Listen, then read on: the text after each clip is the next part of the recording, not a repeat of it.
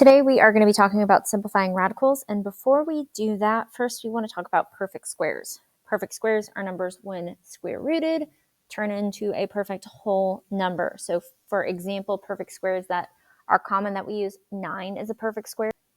The square root of 9 is 3, so 9 is a perfect square. The square root of 16 is 4, so 16 is a perfect square.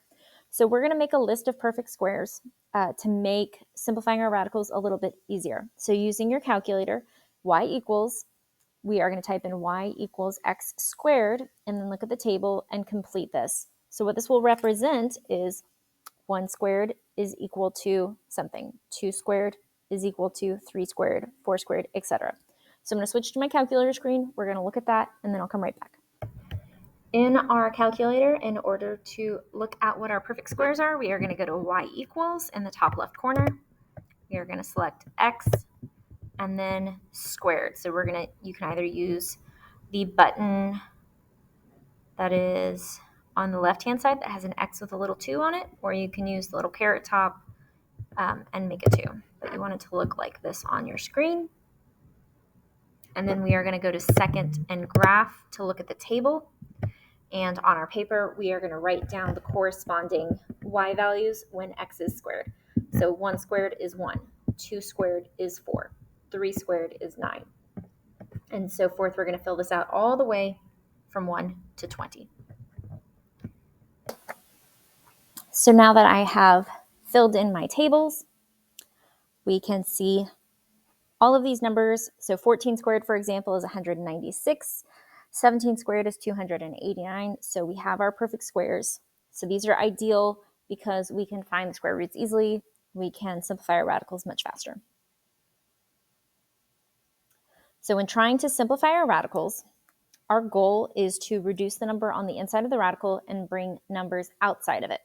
In order to do that, we're going to make a factor tree using the largest perfect square possible, or just factors of that number, so numbers that multiply to equal it.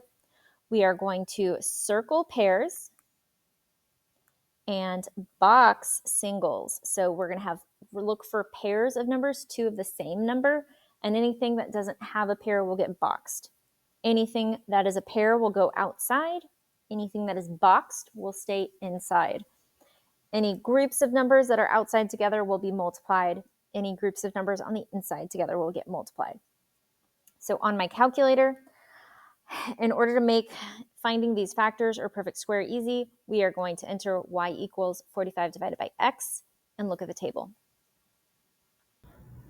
To find our factors for 45 and search for potentially a perfect square, we are going to go to y equals, and we are going to type in 45 divided by x. So we're going to look at this whenever we're trying to find factors of a number. So 2 numbers that multiply together to equal said number. So we're going to try to find 2 numbers that multiply together to be 45. And if possible, we're going to look for a perfect square from the list we made in our notes. So I'm going to look at second and graph to find the table. And so factors would be 1 times 45, 3 times 15, 5 times 9, etc. So I'm only going to do whole numbers. I'm never going to use decimal from this list. And so looking at this list, 5 and 9 looks great. 9 is a perfect square, so I'm going to write those down on my paper, and we will look at how to continue from there. After looking at the table, we found that 9 and 5 were 2 factors, and 9 is a perfect square. So 9 gets broken down into 3 times 3. Anytime we have a number that is treed off, for example, this 9, I've already made a tree off of it. I found 2 numbers, so I'm going to cross out 9 because I'm not going to use it again. I do have a pair of 3s, so I'm going to circle that, and then I have a singular 5. Now, when we write our pairs on the outside, we only write 1. So inside of the square root, the 3s are partial, and so together as a pair, they create 1 full 3. Or if you think of this as the square root of 9, that is 3. So the 3s go on the outside.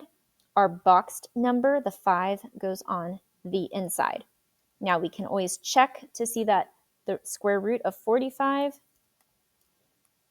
is equal to 3 root 5 by putting them both into the calculator and just seeing what decimal comes up. They should equal the exact same thing.